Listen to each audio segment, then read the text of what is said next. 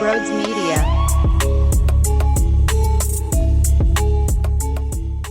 Well, you can't make this up.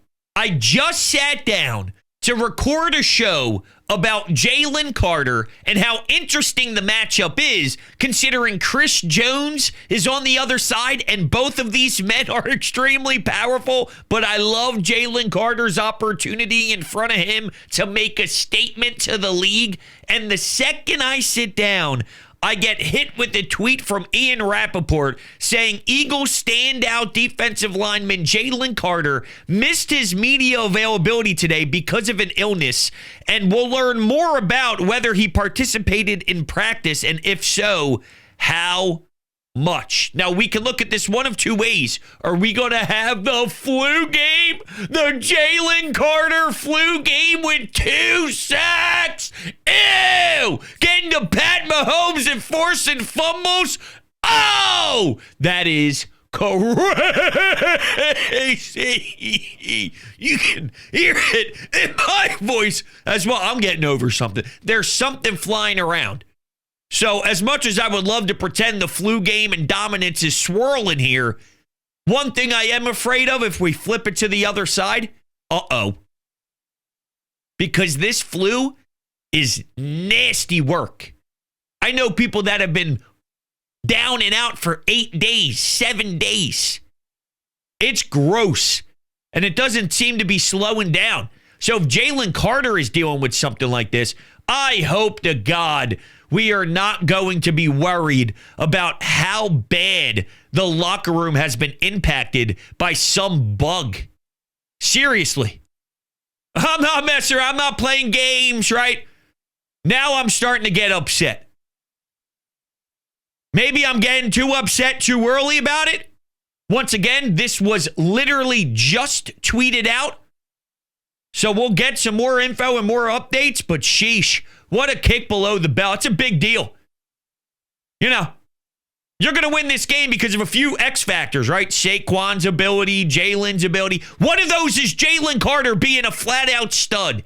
And knowing there's been so much talk about him being Aaron Donald 2.0, or, hey, can you outperform Chris Jones? That's motivating stuff. How about the video evidence of the Chicago Bears being thrilled when Howie Roseman calls and they want to move up in the draft, and the Chicago Bears are all happy? Happy about what? You just missed out on Jalen Carter, who was going to annihilate this league. He's in year 2. We're wondering if he is as good as Chris Jones. You know, think about that. He's in year 2. Well, can he go toe-to-toe with Chris Jones? He's in year 2. And the answer is yes, he can. But that's the category he's in right now. And he knows that. And that's why I think he's going to rise, because special players do, and it fits the mold of who this team is. Nick Sirianni, this moment, this go around, he will not be denied. Jalen Hurts, a chance for redemption will not be denied. I've been saying this for the last 10 days. Saquon, why he went to the Eagles is for this game. There's no way he doesn't pop off. Jalen Carter, this separates you. College football, Georgia. Okay, yes. A lot of headlines about Georgia football and how great they are. And when you're playing college ball, no doubt about it, you're being discussed. NFL Super Bowl, different beast, bro. You become a different icon. You become a different monster. You become a different special beast when you do it on the turf in the Super Bowl with those set of eyes on you. And you separate yourself from a different class. I don't think he lets that opportunity in that moment slip. He is a phenomenal football player. And he's going to prove it to you. But now this sickness thing, look, it's only Wednesday. There's some time. I was down and out for about, I mentioned some people a week. I was down and out for 2 days, and then I started to feel a lot better. But it was hurtful. I don't even believe in sickness. I say it all the time to my wife. This most recent weekend, I couldn't move out of bed, sweating profusely. I had to change clothes every 4 hours, dripping sweat, trying to sleep all day. I mean, if we're talking to that point, that type of stuff, that's gruesome. Bet you Andy Reid put something in our water. That's how low these people have to stoop. Because this football team's just too great. All right, we'll continue talking about this. Also, I was joined by the one, the only, Ross Tucker. And he is going to join us on this very program a little bit later on, so you're not going to want to miss it. First, though, well, you know about my friends at DraftKings. Of course you do. How about this? Okay, this isn't the little itty-bitty teeny tiny bowl. This is Super Bowl 59. Get in on the action at DraftKings Sportsbook, an official sports betting partner of Super Bowl 59. Scoring touchdowns is key to hoisting the Vince Lombardi Trophy, and you have a shot to score big by betting on them at DraftKings Sportsbook, the number one place to bet touchdowns. New DraftKings customers can bet $5 to get $200 in bonus bets instantly. So download the DraftKings Sportsbook app and use code BRODES. That's code BRODES for new customers to get $200 in bonus bets instantly when you bet just $5 only at DraftKings Sportsbook. The crown is yours. Gambling problem? Call 1-800-GAMBLER. In New York, call 877-8-HOPE-NY or HOPE-NY or text HOPE-NY 467-369. In Connecticut, help is available for problem gambling. Call 888-789-7777 or visit ccpg.org. Please play responsibly on behalf of Boot Hill Casino and Resort in Kansas.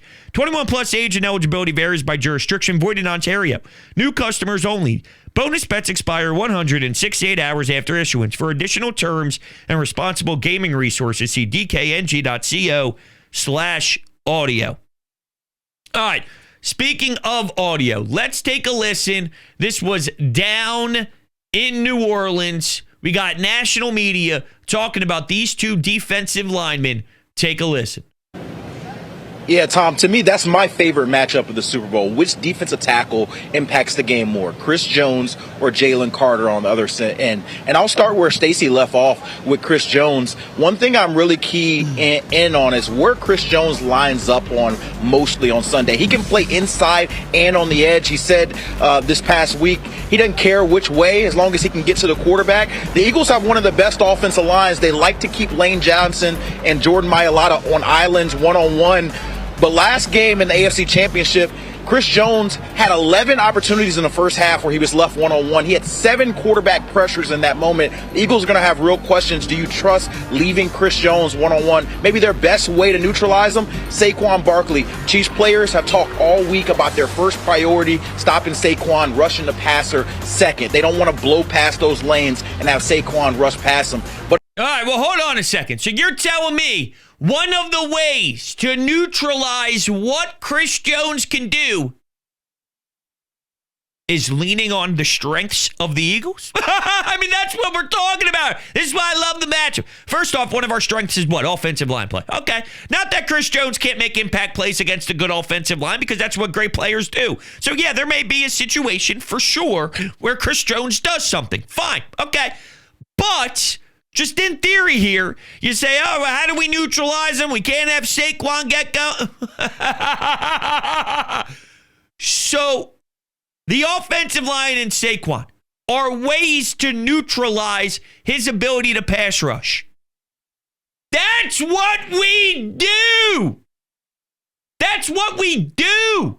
See, we don't have any weaknesses, but if we did, and there was a world where, I don't know, I'm just thinking out loud here, where let's say they couldn't stop anything in the secondary. And then the other team go, well, you know, they got to do that. And they're like, well, I don't know what I'm trying to say here. Damn it. I'm just trying to say, we don't have any issues. But if we had a team that had issues and there's something the other team does well and that is problematic for us because that goes up against what our weakness is, that's a problem. Maybe this isn't going to be a big problem because you let Saquon go to work. You let the offensive line go to work. See what I'm saying here? Now, there was also, and we'll get more into that second part of the clip because there's more in there in regards to Jalen Carter. But here is Chiefs linebacker talking about Jaylen, the mobility of Jaylen, and just the idea of trying to stop this offense on the ground. Like you said, guys are selling out, teams are selling out to stop them, and we kind of tried that approach. In the Super Bowl we played them last, and Jalen Hurts, kind of threw the ball all over us, air raid attack. So we really gotta respect both sides. So hold on a second. The last time they played the Eagles in the Super Bowl, they went out of their way to try and go full throttle, stop the run, which their run game wasn't that great from the running backs in particular. They had about 45 yards or so on the ground. Yes, Jaylen did some good work with his legs, 70-plus yards himself, and I don't care how you get your rushing yards, as long as you do get your rushing yards. But think about that. They sold out to stop the run. They did, and Jaylen balled. When teams sell out, he either makes it happen with his legs or the air raid attack is incredible. You heard it from the mouth of the Chiefs just 2 years ago this happened. So now how do you do this? Because if you don't sell out to stop Saquon, then Saquon just eats. And if you do sell out to stop Saquon, he still eats. And you can get more damage done from AJ, Devontae, Goddard. So it's a lot, man. It is a lot. So I think that ties together perfectly with just the Chris Jones stuff and why it's so difficult and how Saquon and the Eagles offense sort of plays into potentially trying to neutralize things. So there's that. All right, now let's go back to the original clip that we were playing, and this is more on the Jaylen Carter side of things here. Here we go. Jalen Carter is a game wrecker. I talked to a couple of Chiefs offensive linemen this week, and they said, we have to communicate. We know we are not going to play him one-on-one. We got to pass off our games to make sure he does not wreck that game. Joe Thuney is really a playmaker to watch. He played left guard for most of the season, moved out to left tackle out of necessity. I asked him today, do you have Andy Reid or Matt Nagy and say, I can play back at guard to face Jalen Carter? He smirked at me and said, they both know I'm willing to play wherever they need me. Creed Humphrey described Jalen Carter as very similar to Chris Jones with their unorthodox ability to rush the passer and get home from multiple lanes. And so both of these defensive tackles are going to be full display, and O-lines have their eyes on them all game. It's going to be so much fun. I'm really looking forward to Jalen Carter. And what makes this really awesome, too, is these are the games where you definitely put yourself on high notice, right? When you ball out, when you do something special, you reach a different tier for sure. Not only that, though, what I love about guys like Jalen Carter and when the moment's big and when there's a ton of pressure on, these are the ones that are so rare where... And this is no knock on any other player, right? But for example, there's a world where Josh Sweat can have a great day, and it's because everyone is focusing on somebody else that, hey, there's a lane, there's a chance, there's an opportunity for a certain matchup because everyone's focused on Jalen Carter. Jalen Carter's about to do something special with the focus being Jalen Carter, right? The way I labeled it is he eats and the focus is on him. Whereas for others, and it's still okay to play this particular role, but I'm just using Josh Sweat as an example. There's a world where Josh Sweat eats because the focus is on Jalen Carter. Jalen Carter eats and the focus is on Jalen Carter. That is even more sexy than anything ever. And it's all I think about.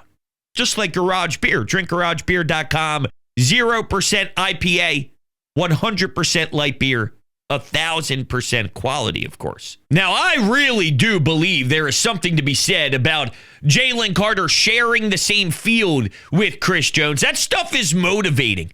Listen, I get it. I respect it. But I'm about to one-up you. I'm about to prove to you that I'm the one in line to be the best defensive tackle in all of football. I got age on you, okay? I got a long ways to go, and I'm barely touching the surface, and my floor, right, the baseline, the floor that I'm at right now is as high as your ceiling. So let's fucking go.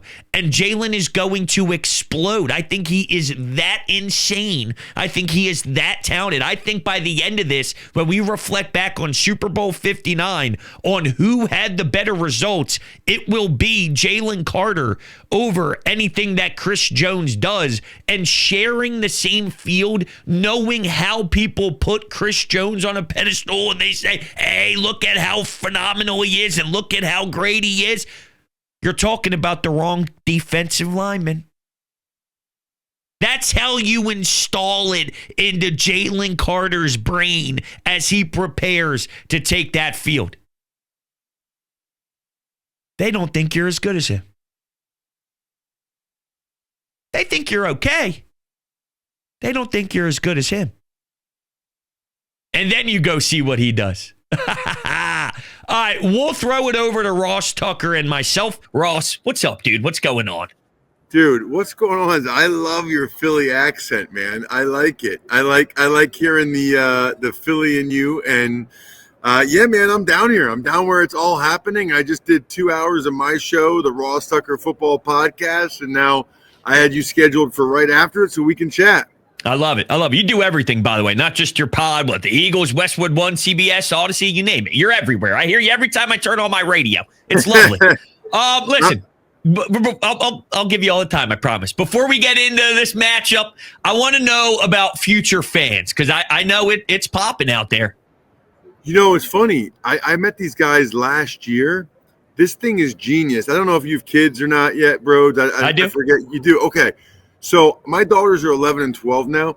It's impossible to actually explain to them how football works when they're younger. Like, no matter how hard you try, it's impossible. These guys are Bengals fans. So 3 years ago when they made the Super Bowl or whatever, they couldn't get their kids to watch the games with them. And their kids are like, we'll watch next year. And they're like, no, you don't understand. The Bengals only go to the Super Bowl every 30 years. Like, you got to watch today. Sit down. Watch the game. And they had no interest. So these guys came up with this really cool board game and storybook, right? So you read the book and you learn about football, and then you'll go and, like, they have a ring toss game. And that's how you learn the 4 downs, right? You throw the ring, and if you get it within 4, you get the next thing. They did a terrific job of figuring out a way to be able to get kids to actually understand football. So if you're fired up about the Eagles, you're fired about the Super Bowl, you want your kid to be able to watch football with you. Because think about that. It's $50. You get them to watch football games with you. That's worth it for years. Like, they'll sit next to you and watch every Eagles game and actually understand what's going on. Well worth it. Futurefans.com. I love it. Yeah, so my daughter's 1, and she watches games with me, but when I tell you she's got $2 in her hands and smacks she doesn't know yet. But future fans, I know it's definitely in my future here, so I'm looking forward to it. All right, on to the football game. Let me tell you how I feel. Eagles are going to go kick ass. Nobody stopping Saquon Barkley. Jalen Hurts is going to ball out. That's how I feel, honestly. In my bones, it screams Eagles dub. But I'm curious how you feel this puppy's going to play out. Yeah, man, I hope you're right. I hope you're right. That would be incredible. I really think for the Eagles to win, Brodes, it has to go down like you said. Like, I think that Saquon has to have a huge game. They have to be able to run the crap out of the ball. And honestly, they got to be up by 2 scores late in the game. I mean, you can't be in a situation where it's a close game late. That doesn't mean they can't win it. But, man, we've seen this movie a lot with the Chiefs, right? They have a first ballot Hall of Fame head coach, Andy Reid, first ballot Hall of Fame quarterback, Patrick Mahomes. If it's a close game late, I'm taking the Chiefs. I think in a close game late, they would win, which is why for the Eagles, it's got to be with like 3 minutes left. Got to be like 34-23 or 31-20, so that even if Mahomes does some magic stuff, it's not enough. It's too late, right? They still win 31-27 or 34-30 or whatever the case may be. So I do think Saquon is the biggest difference between this year and 2 years ago. He has been – I've never seen anything like it. I've been watching football my whole life. I've never seen a guy with this many house calls. Kudos to Howie Roseman for bringing him in. Stoutland for what he does with the offensive line. he's going to have a good game. I have a tough time picturing the Eagles winning without Saquon easily going over 100, and for that matter, without Jalen Hurts playing like he did against the Commanders in the NFC Championship game. We're going to need the best Saquon and the best Hurts to get this done. Well, let me ask you this. Do you think Spags has the personnel to stop Saquon? Now, Spags is going to do the blitz stuff, and he's going to design certain things. But in regards to actually physically stopping Saquon, every team has tried. Oh, make him one-dimensional. Stop the run, then dare Jalen to throw. And, it's easy to say it, but then you watch Saquon, and he breaks free even if you stack the box. So do they have the personnel to do something that no team has been able to do yet? Well, that's what's so funny is that people have learned more this year that if you stack the box like that and you only have one safety in the middle of the field, if Saquon gets a seam and he breaks the second level of the defense and he's angling like towards the sideline or he's out past the numbers, good luck to that safety, bro. Good luck, because there's too much space and he's too fast. And people forget, dude, you'll appreciate this with your hockey background. He's 233 pounds. Like, he's not a small man by any stretch of the imagination. The dude is 233. So if you only get one hand on him, he's going to run right through it. So I'll be curious to see how Spags plays that. Because you think, okay, stack the box so you can stuff the run, have the extra guy in there. But that actually makes you more susceptible, it seems like, to him taking to the house, to him having a long run. I wonder if you'll see more two deep safeties from the Chiefs thinking, we'll take our chances with them going the length of the field and not having a penalty or Hurts hold on to the ball or whatever. We'll take our chances with that as opposed to taking chances with Saquon going 70 yards.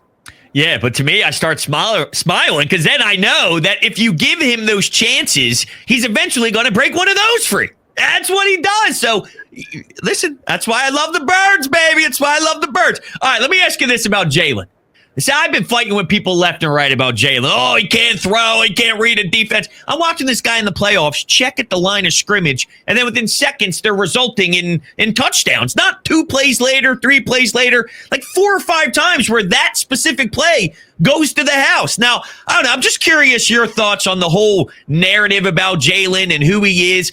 I know it's different. I know it's unique. I know it's not Josh Allen's arm. It's not this. It's not that. But it works for him, and it works at a high clip, obviously. What can you say about him addressing some of the stuff pre-snap with some of the checks, and then just him in general and who he's been, growing into, I guess? He's done a nice job with the audibles in the playoffs in particular. There's no question about it.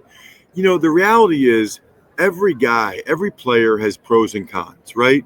Like, I was smart and tough, but I had short arms and I sucked in one-on-one pass pro. Like, everybody has.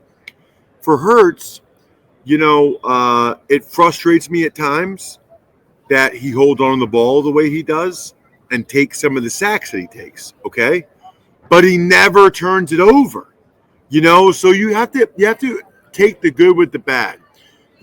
I wish he wouldn't take some of the sacks he does, but he also sometimes finds a little space, steps up, and runs for the first down. Sometimes he steps up into sacks. Sometimes he steps up into a big gain. The running element is big, and he made some huge throws in the NFC Championship game. I mean, he was on point. That 4th and 5, that might have been the biggest play of the season. I was screaming, to be fair. I was screaming, no, no, no, no, no. All right. Okay, I'll take it. I didn't even like going for it there. And I'm a go for it guy. I was shocked. I thought they were just doing a hard count. And they tried the hard count twice. I was on the sideline. They tried the hard count twice, and it didn't work. So I thought, oh, okay. Then they snapped it right before the play clock went down, and he went all the way, to A.J. Brown down the sideline. It was awesome. Now, let me ask you this. Chris Jones, solid, I'd say. Jalen Carter, very solid. Who's got the better defensive lineman in this matchup? It's funny that you asked me that because I was on Kansas City radio earlier today, and that's the exact question they asked me. Who has the better D-line? I think the Chiefs have the best player in Chris Jones. I think Jalen Carter has a chance to get to Chris Jones' level. I don't think we can say he's there yet. The difference, I think, is that I think Jalen Carter is going to get a lot of one-on-ones because the left guard for the Chiefs, Caliendo, he's kind of like I was probably, right? Like you don't really want him starting. And then actually the left tackle, Tooney, was playing left guard. I think they'll slide Creed Humphrey, the center.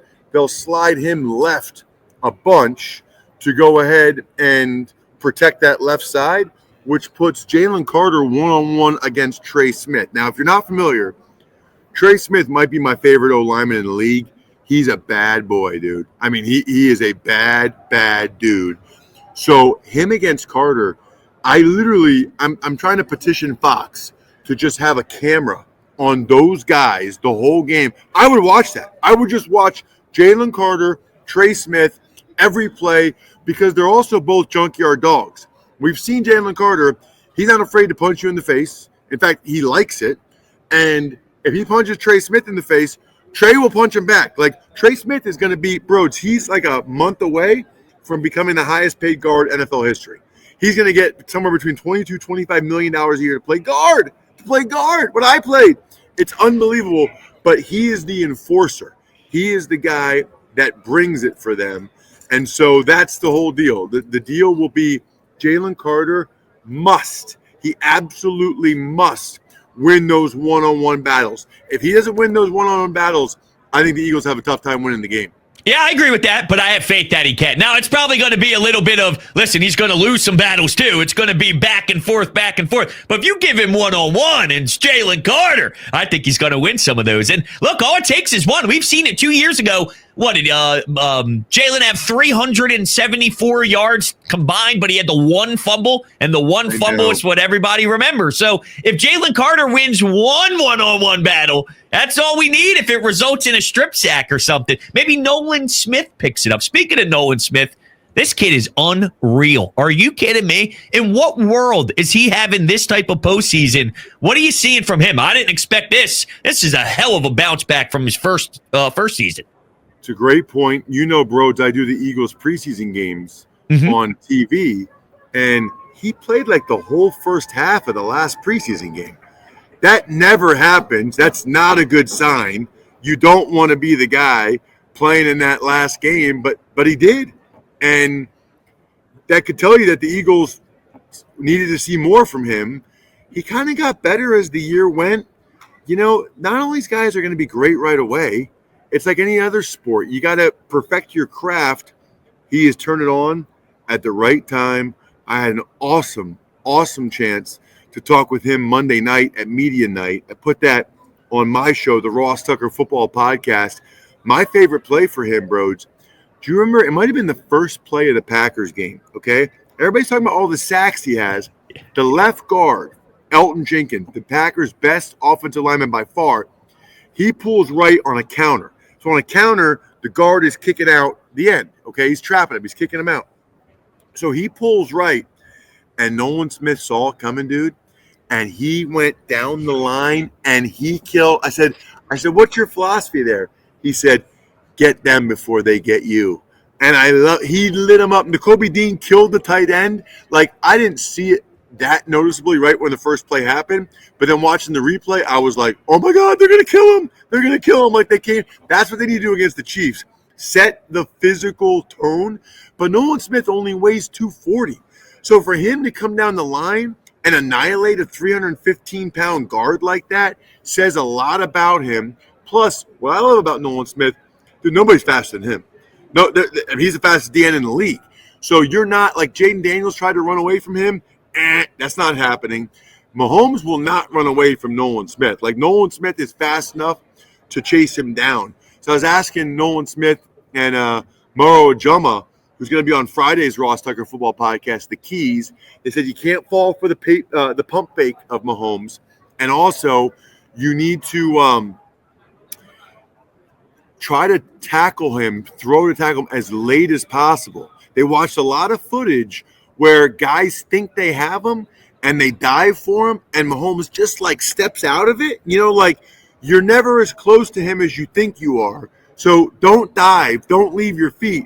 Run through him because he's so good at stepping out of guys like that. Interesting. All right, so here's my last one for you because I know you got a lot of stuff going down in New Orleans. You just mentioned the word, physicality, bring the toughness, right? You want to be the team to sort of do that. Well, I think that's exactly what Nick Sirianni is leaning on this. I think Nick has done a great job. I didn't like him early through the first 4 weeks. I was confused, blah, blah, blah, just like everyone else. But I've learned to really love him, and I've seen what happens when you maximize his strengths. The whole brotherhood, family thing, like, I get it. It's not X's and O's, but it obviously works to a crazy level where this locker room is here part to what Nick Sirianni does. But like his motivating, his contagious energy, his passion for the game, all that stuff, it really does bleed into the DNA and the fabric of the team. And when he's going to stress the physicality, the toughness to beat up on the Chiefs and be the more physical team, they're going to do that. That's what they do. They are going to do it. So if they do it, they win this football game, right? They win this football game. Come on, man. Come on. I hope so. Listen, What? I gave you two things. Spags can't stop Saquon, and Nick's going to have this team play more physical. What more do I got to do around here to convince you who's winning this football game? What more do I got to do? Dude, I'm with you. I hope both those things happen. I will say the Chiefs are pretty good, man. You got to give them credit. The Chiefs are pretty darn good. It'll be awesome to see how it unfolds. Let's put it this way. The Eagles aren't winning unless they win up front both sides of the ball and that they're clearly the more physical team. They're not winning unless that's the case. So that needs to be the case. I think it will. I think the motivation from losing 2 years ago helps quite a bit in this game. That kind of gives the Eagles maybe an edge that the Chiefs don't have. Agreed. I always said that it's like being in the desert, right? And you're thirsty and you finally see water. That's the Eagles. It's the movie Holes. They saw water. They're going to be dehydrated. See, the Chiefs, they're not dehydrated. They're not dehydrated. We're dehydrated. Anyway, that's all I got for you, dude. Ross Tucker, the best in the business. Ross Tucker Football Pod, Odyssey, Eagles, Westwood One, CBS. The list goes on and on. You're the best. Enjoy the rest of Radio Row. My pleasure. Thanks so much for having me, Brodes. Really appreciate it.